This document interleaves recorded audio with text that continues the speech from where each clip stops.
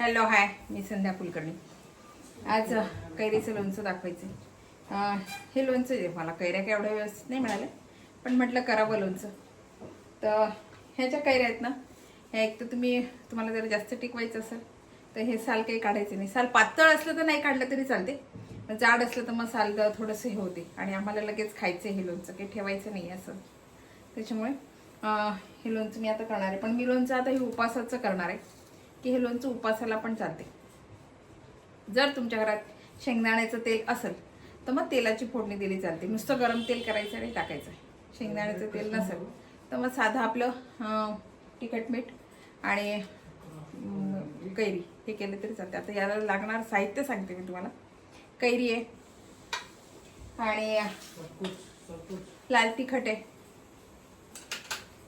गूळ घेतलाय मी आणि मीठ आहे. थोडंसं याला साहित्य लागते.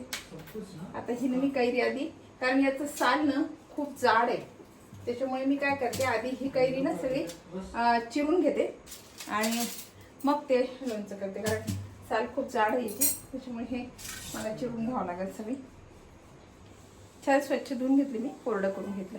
ओलं याला खरं सांगू का, ओलं अजिबात नको. कैरीचं कुठलंही साधं तुम्ही 2 दिवसासाठी जरी लोणचं केलं तरी ओल्या पाण्यात त्या कैरीला असल्या ना तर मग ते लोणचं खराब होते, नाही तर लोणचं खराब होत नाही. आता मी सगळं कैरीचं सगळं साल काढते. खूप जाड साल आहे याचं, त्याच्यामुळे मग हे सगळं काढून टाकणार आहे. कैरीचं साल आपण बाळ कैरीचं लोणचं कसं करतो तसंच मी आता हे लोणचं करणार आहे. पण हे याला हळद नाही घालणार. हळद नाही घातली की ते उपासाचं झालं. हळद मसाला आपण त्याला मोहरी घालतो, फोडणी देताना आपण मोहरी घालतो किंवा मोहरीची डाळ घालतो. कोणी जिरं घालते, कोणी काही काही घालतात बरं का. याला लसण पण घालतात बरेच जण, लोणच्याला लसण पण घालतात. तर तो आपण काही मसाला काहीच घालायचं नाही. साधं आपलं तिखट मीठ आणि गूळ. तुम्हाला गोड लागत असेल तर गूळ घाला, किंवा मग नंतर थोडी साखर किंवा गूळ वेळेवर जर कालून वाटीत घेतलं आणि घातलं तरी काहीच हरकत नाही. आता हे करून घेतलं, शिरून घेते हे छान. त्या दिवसाचं आंबट काही ना काही लागतेच. ते उपास असला खिचडी सोबत का असे ना, पण काही ना काही आंबट लागते. आंबटशिवाय जेवण होत नाही, काहीतरी आंबट पाहिजेच. आता हे सगळी कैरी चिरून घेतली.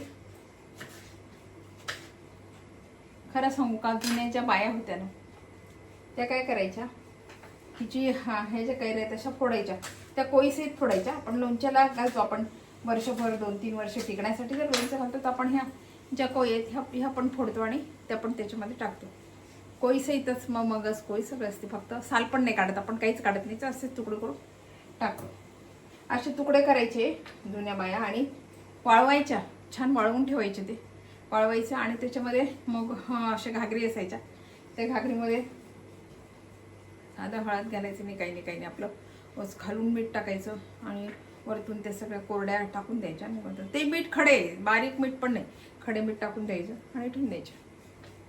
आणि मग दुसऱ्या दिवशी तिसऱ्या दिवशी सारखं त्याला हलवायचं. आणि मग नंतर त्याच्यात हळद तिखट काय घालायचं तुम्हाला, तो मसाला घालायचा. आणि मग ते पण ते इतकं सुंदर लागायचं ना लोणचं. ते पण लोणचं खूप छान लागते बघा. आणि तुम्हाला उपासाकरता जर पाहिजे असेल ना तर त्याच्यामध्ये हळद घालू नका. मग झालं, हळद आपण मोहरी ती डाळ वगैरे नाही घातली की मग छान होते उपासाचं लोणचं. म्हणजे असे प्रकार असायचे खेड्यातल्या लोकांचे. वाळवून मग करून सगळं व्यवस्थित अगदी मडक्यामध्ये ठेवून त्याला फडकं बांधून रात्रीचं काढायचं नाही, रात्री लोणचं खायचं नाही, असे बरेच प्रकार असायचे. आणि मग ते लोणचं दिवसा काढून ठेवायचं. मग त्याच्यामध्ये तुम्ही थोडंसं काढून ठेवायचं असं एवढं, आणि मग त्याला वाटली तर फोडणी द्यायची तेलाची. आणि मग ते काय, पण शक्यतोवर ते खरं सांगू का, ते लोणचं वरून नुसती काय मोहरीची डाळ टाकायची, नंतर थोडंसं ते मुरलं ना मिठाच्या पाण्यात, ते मुरलं की मग ते त्याच्यातच त्या मडक्यातच थोडी हळद घालायची आणि थोडीशी मोहरीची डाळ घालायची आणि छान असं हलवत राहायचं. त्याला रोज फडकं बांधायचं आणि त्याला हलवत राहायचं. ते लोणचं इतकं सुंदर लागते ना की त्याला तेलाची गरज नाही, त्याला तिखटाची गरज नाही, त्याला काही लागत नाही. कारण ते मीठ आणि ते मोहरी ते हळद इतकं छान मुरून जाते ना त्याला, खूप लोणचं छान लागते. ते 2 फोडी जरी घेतल्या तरी पोटभर जेवण होते. दुसरं छान शिळी भाकरी, ते लोणचं आणि एखादी भाजी, अशी कोरडी भाजी, खूप सुंदर लागते बरं का, ते पण लोणचं खूप छान लागते. आणि हे जे लोणचे हे लोकांचे, हे जे जुने लोक जे लोणचं करतात ते टिकतात, ते खराबच होत नाही. ते लोणचे अजिबात खराब होत नाही. मडक्यातले लोणचं ते खूप सुंदर होते ते लोणचं. आता बघा मी कैरीची सगळे फोडी करून घेतल्या.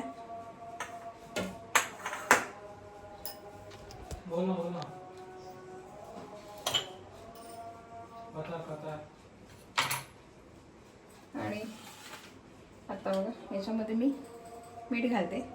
आधी तिखट घालते, आपल्याला पाहिजे तसं घालायचं तिखट. हे ना तिखट फक्त रंगाला आहे, सर तिखट नाही म्हणून मी भरपूर घातलं बघा. आणि मीठ घालायचं.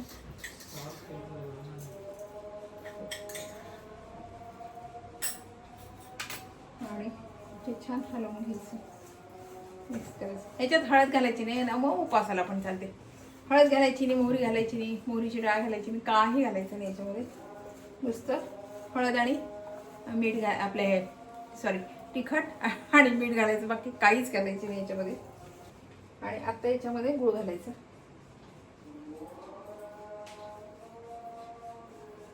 कैरी किती आंबट आहे त्याच्यावर मग गूळ असतो.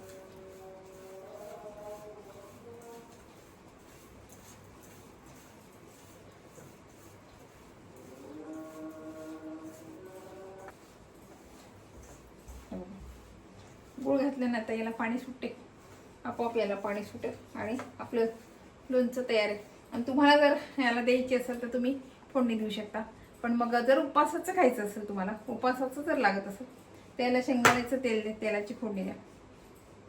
आणि जर नाही तर मग मोहरी हळद सगळं घालूनच मग आपण ते नेहमीचं करतो तसं. पण मी प्रॉपर उपासाचं लोणचं करायचं होतं मला. आणि मला एक कमेंट पण आली, म्हणून मग मी आता हे उपासाचं लोणचं दाखवते. उपासाचं लोणचं असं करायचं, याच्यामध्ये हळद घातली नाही की ते उपासाचं झालं. मोहरी घालायची नाही, मोहरीची डाळ घालायची नाही, ते बाकीचं काही घालायचं नाही. आपलं साधं तिखट मीठ आणि गूळ साखर काय घालाल तुम्ही ते घातलं की उपासाचं लोणचं झालं. हे बघा आता याला छान पाणी सुटेल आणि याला फोडणी दिली ना, शेंगदाण्याच्या तेलाची याला फोडणी दिली की झालं हे लोणचं.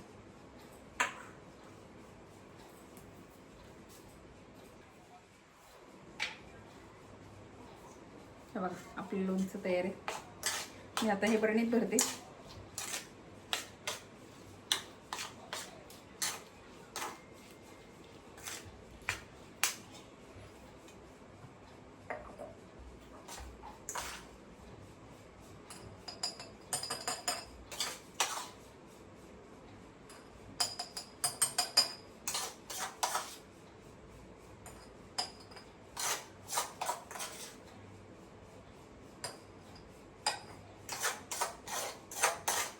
आणि बरेच जण म्हणतात की काही लोणचं जे आपण वर्षभर टिकवायचं जे असते ना लोणचं, ते पाऊस पडल्याशिवाय कैऱ्या छान मोठ्या आणि पकल्याशिवाय लोणचं घालायची घाई करायची नाही. छान एक पाऊस पडू द्यायचा, म्हणजे आपण घरातील लोणचं घालवलं तर थोडा थंडावा असतो. कारण आत्ता खूप गरम असते. आत्ता तुम्ही एवढ्या गरमीत जर लोणचं घातलं तर ते खराब होते. म्हणून जुने लोक बघा नेहमी म्हणायचे की एक पाऊस पडल्याशिवाय. आता हा जो पाऊस पडतो हा अवकाळी पाऊस आहे, मोसमी पाऊस नाही आहे. जेव्हा मोसमी पाऊस पडायला सुरुवात होते तेव्हा म्हणतात एक पाऊस पडला की लोणचं घालायचं बरं का. म्हणजे याच्यासाठी लोणचं घालायचं ते एक पाऊस पडला की ते खराब होत नाही. आता उन्हाळ्याचं काय होते, तुम्ही खराब होते कारण उष्णता खूप असते. आणि हे अवकाळी पाऊस पडल्यामुळे आणखीनच जास्त हे मोसमी नाहीच आहे हे, त्याच्यामुळे मग जास्त खराब होते लोणचं. त्यामुळे तेव्हाही छान पाऊस पडू द्यायचा. आणि पावसाळ्यात मिळतात छान कैऱ्या मिळतात पावसाळ्यात पण. आणि मग त्या कैऱ्या आणायच्या आणि लोणचं घालायचं. मग ते कैरं 2-2, 3-3 वर्ष टिकते. आणि जसे जसे जुनं होईल तसं छान लागते तो लोणचं.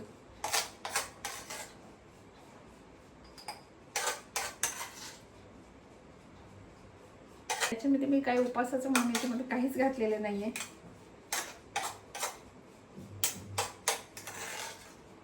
लगेच पाणी सुटलं बरं का, गूळ आणि मीठ घातले ना त्याच्यामुळे त्याला लगेच पाणी सुटलं.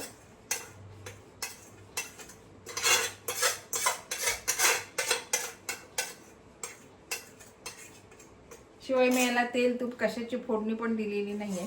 साधं लोणचं आहे तरी हे लोणचं खरं सांगू का, तरी हे लोणचं इतकं छान लागेल ना, जसं हे मुरल ना तसं खूप सुंदर लागेल हे लोणचं. हे बघा माझं लोणचं तयार आहे. आपण जसं जसं याला आता रोज थोडंसं हलवायचं, याला असं सारखं हलवत राहायचं रोज. म्हणजे काय होईल, या लोणच्याला आणखी पाणी सुटेल आणि त्या पाण्यामध्ये त्या कैऱ्याच्या आहेत, कैऱ्याच्या पुढे ते छान मुरले की मग छान लागते हे लोणचं. हे उपासाचं लोणचं आहे.